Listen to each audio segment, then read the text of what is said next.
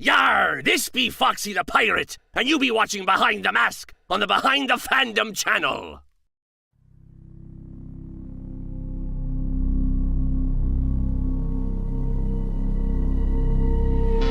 I remember it happened so fast, whoa.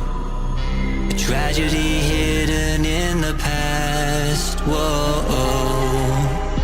All their faces blur in the wake of his laughter. What did they want with me? Behind the mask, there was a man following what you would do. He was a bad, a very bad man. Nothing stopped him hurting you. A magical place lifted up by joy until that man who took our voice killed us, killed us, killed us.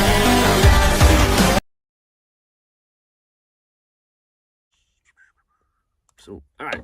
Hello, this is Chris McCullough. I am a voice actor, been for a voice actor for about 13 years as of this recording, and I'm doing a little question and answer regarding all things Five Nights at Freddy's. There's my Markiplier voice. So let's just get going here.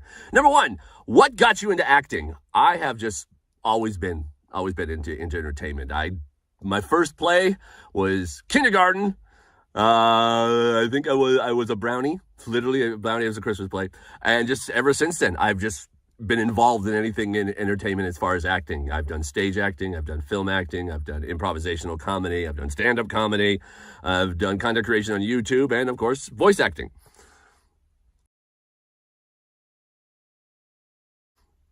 Number two, what advice would you give to someone who's thinking about becoming a voice actor or is just starting out as a voice actor? It's this same one I say to everyone.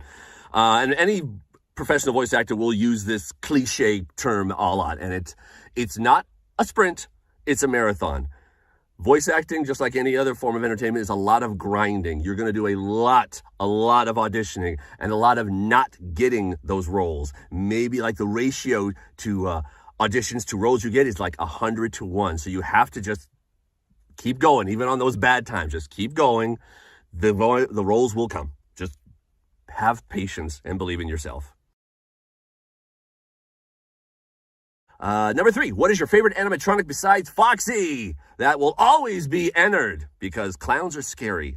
And just the thought of a messed up animatronic of parts of all the other animatronics is just beautiful, especially the eyes on all parts of the body. That's kind of cool.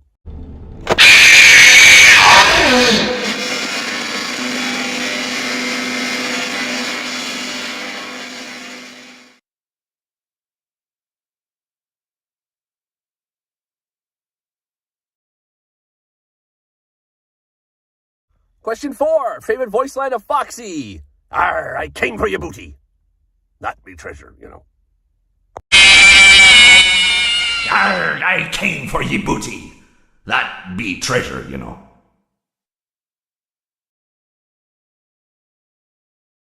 Fnaf lore, as much as I can. I mean, there's so much of it. There's so much, thanks to Map had all the theories and what's going on. So it's hard to keep up. I don't read the books, even though I have them. I know I'm a bad person, but I try to keep it just a little bit with lore. And mainly as far as the games. Obviously, I know more about that. Number 6, how did it feel when you found out that Daco unintentionally predicted you would become OG Foxy? If I remember correctly, we were just talking about it on the interview I had with him back when Sister Location came out, and he asked me which one would I prefer to play, and I did say Foxy, so it is kind of cool that actually happened. So maybe it was foreshadowing. I don't know. Maybe Scott was watching. I don't know. If you could voice any other character, who would you be? I think you'd do a good Foxy. Yeah, I like that. I would do Foxy. There you go. Yeah. Okay, I'm Scott. Right, I'm making FNAF 28, and I want a voice actor for Foxy, and you audition for it. Okay. So what would you do? Well, he actually tells me the type of character this is and what type of voice he wants. Okay, right. I'm Scott. Foxy's a very energetic, passionate pirate. He he's very excited and hyper, but he also has a dark tone to him. So sometimes he's like, "Yo, my name's Foxy, la la la la," but then a split second later, he turns dark, kind of like Pennywise if you watch the new It, when he's in character as the clown, and then strangely he just goes, and then he just blanks out and goes all dark. Hi there, all my friends and lovers. It's your old pal Foxy here, coming to be friends with ya and take your soul. Yes! That's exactly what I wanted. Right, you've got the job. Yeah, like that, exactly. I can imagine Foxy being like that. You mentioned, actually, you wanted to voice Foxy in the last season. So when I had you on the Fnaf show, you said you wish you could voice Foxy. So were you excited when you learnt you could audition for him and even further actually got the part for Foxy? Yes, because going back on my Rockstar Foxy story, when I didn't get that one, I kept my eyes peeled for the next one to show up, and as soon as I saw Foxy the Pirate, it's like, yeah. So yes, I like that. I want that role. Well, you got it. Yes, I was very excited. Yes. So. And how do you feel that your voice, like literally, people like FNAF 1 Foxy more than any other character in the franchise? So, like, when I ask people who the favourite animatronic is, people say Foxy. Not Freddy, Foxy, because Foxy's such a interesting and genuine character. I really like Foxy. So how do you feel about that, like being a very important role?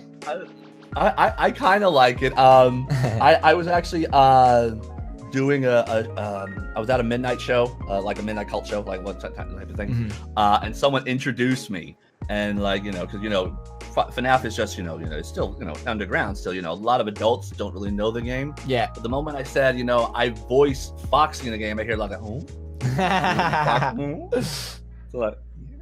So yeah, those little things. Yes. Yeah. Interesting. That's awesome. I wish I voiced Foxy. I wish I did. I think. If you go back to when you first started out voice acting, would there be anything you would have done differently? I would have started a lot earlier.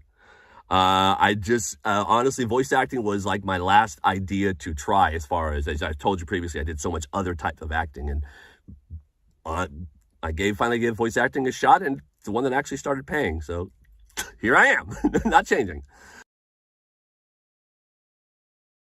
How has life changed for you since you have been in the FNAF games?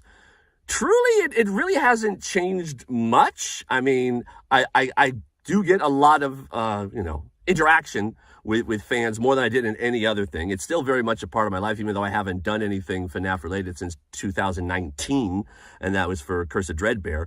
But, I still interact every now and then. As far as, as my life, it has helped a little bit. I have been able to get roles because of my involvement in Five Nights at Freddy's. So it has changed me a little bit. Not as much as I would have liked, but that's pretty much anything in life.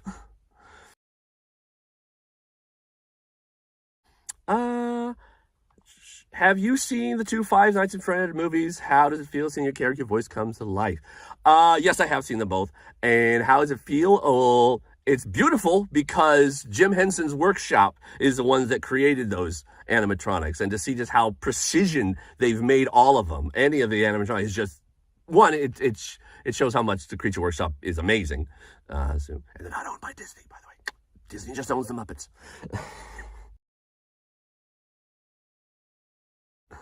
Do you have a specific type of role? Oh, that's wrong number. I don't know my numbers. 10. A lot of people audition for Mr. Hippo. Did you know Peter Baker, who played Orville the Elephant, auditioned for Mr. Hippo and asked more like Mr. Hippo in real life? No, I did not.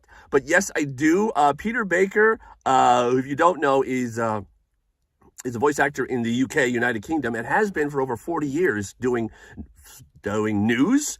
And mostly now he does teachings, and I've done a lot of his trainings. His voice actor masterclass, both on YouTube and Udemy, and I've learned a lot of stuff from him. So I would advise, if you're interested, go ahead and look him up. Is there a voice actor that you looked up to that you wanted to meet? Yes, Mel Blanc. Absolutely wanted to meet him. You have the voice of the majority of Looney Tunes characters, the original voice of Woody Woodpecker. He was the broken car in the Jack Benny audio programs. If your parents or grandparents know that one I'm talking about. Just an amazing voice actor. I really wish I could have met him. 12. Do you have a specific type of role you go for? Technically, I do like to do comedy more than drama. I mean, people say that comedy is harder than drama to do. Honestly, I like the other way around. I'm not that very much crying, sobbing. I can do anger really good, but making people laugh, I prefer that much more than anything. And scaring them in the middle of it, so maybe a little bit of horror as well. I do like to scare.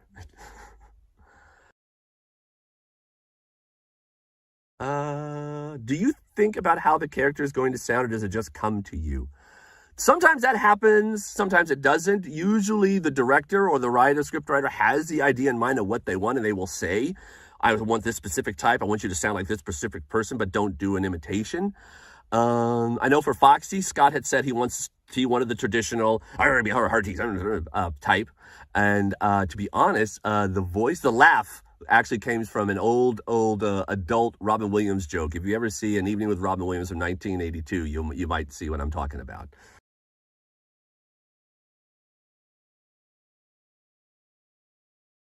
Back up here. Did you ever get to meet Amber Lee Connors, Clara, in person? No, and I messed it up. She did Tucson Comic Con a little earlier this year, and I could have gone down, and I didn't. I would have loved to have met her. She's an amazing voice actress and producer. If you don't know, she's part of Sound Cadence Studios in Dallas and Los Angeles. So just what she's done for the voice actor community is fantastic, and I respect her very much. And one day I would like to meet you, Clara, and to still tell you the baby isn't mine.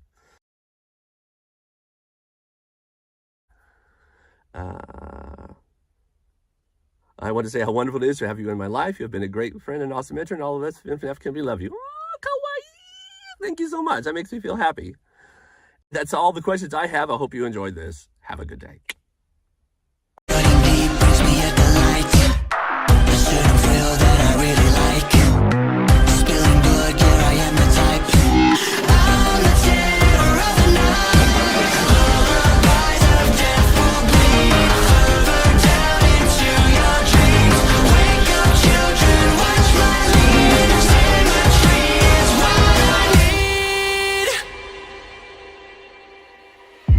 Never forget your loyalties. Whoa. You are wretched, rotten little beast. Whoa. Look how small you are. Suits caved in with metal scars. Always remember I made you. Behind the mask, there was a man following what you would do. He was a bad, a very bad man. Nothing stopped him hurting you. A magical place lifted up by joy until that man who took our voice killed